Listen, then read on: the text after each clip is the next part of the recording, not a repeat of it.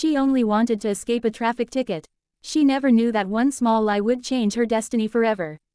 The sun was blazing and the road was crowded with honking cars. Anissa's car suddenly stopped in the middle of traffic.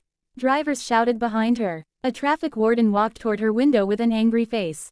"Madam, move your car aside. You've blocked the road." Her hands were shaking. She had taken her father's car without permission and she didn't even have a license. Panic filled her chest. Then she saw a man standing on the footpath.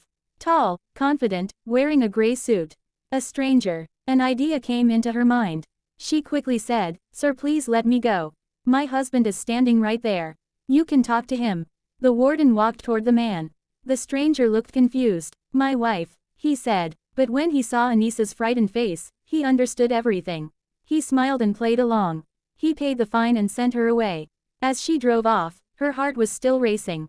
She looked in the mirror and saw the stranger watching her. She thought that was the end. But destiny was not done. That evening, guests came to her house with a marriage proposal. When Anissa entered the drawing room with tea, her breath stopped. The same stranger was sitting there. Their eyes met. Her lie had followed her home. His name was Hamad, her future husband. Later in the lawn, she walked up to him nervously. "You lied for me today. Please don't tell my father." Hamad stepped closer, his voice calm but firm. "You made me your husband in front of the whole road. Now I want the real marriage."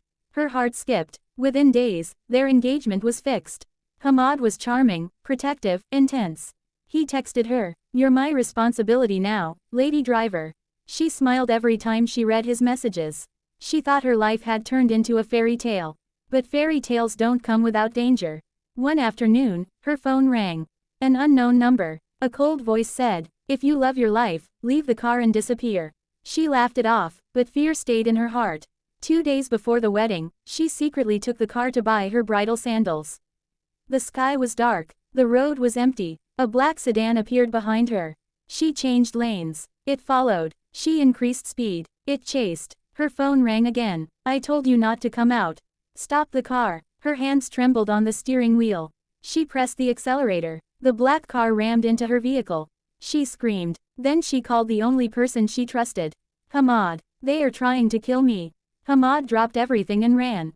"Don't stop. I'm coming." The black car tried to block her. A masked man pointed a gun at her. Then headlights flashed ahead. Hamad's car blocked the black sedan. Brakes screeched. Dust filled the air. Hamad jumped out with a pistol in his hand. The criminals panicked and fled into the darkness. Police arrived. They checked her car. The bumper screws were loosened. It was not an accident. It was a plan. The inspector said, "This was an abduction attempt." Hamad clenched his jaw. "If anyone touches her again, I won't spare them." That night, Anissa lay awake, trembling. Her phone buzzed. "Lock your door. I've increased security. You're not alone anymore." But somewhere in the dark, someone whispered into a phone, "Finish the job before the wedding."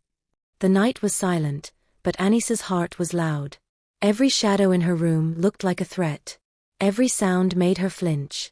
She held her phone tightly, staring at Hamad's last message. "You're not alone anymore." But fear doesn't listen to promises. Outside the house, 2 guards stood alert. Inside, the lights were still on even though it was past midnight. Her mother knocked softly and entered. "Try to sleep, Beta. Everything will be fine." Anissa nodded, but she knew nothing was fine. Her phone vibrated again. Unknown number. Her breath caught.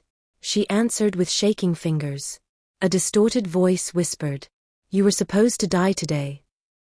Her blood turned cold. "Who are you?" she cried. A low laugh came from the other side. "Your past is catching up, Anissa."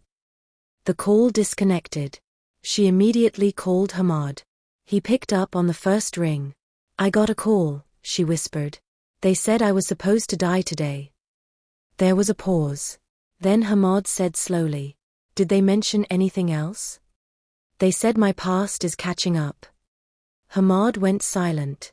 His grip tightened on the phone. "Listen to me carefully," he said. "Don't tell anyone about this call. Not even your parents." "Why?" she asked, panic rising. "Because this is bigger than we thought." The next morning, Hamad came early.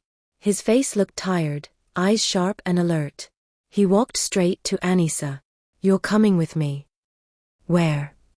To a place where no one can touch you. They drove to a private farmhouse outside the city. Tall gates. Armed guards. Cameras everywhere. Anissa looked around nervously. Is this necessary? Yes, he said firmly. Until I find out who is behind this. Inside the house, Hamad locked the doors himself. Then he turned to her. There is something you don't know about me. Her heart skipped. Tell me. He took a deep breath. 3 years ago, my family was attacked. My younger sister was kidnapped. We paid the ransom, but she was never returned. Anissa's eyes widened. The people be.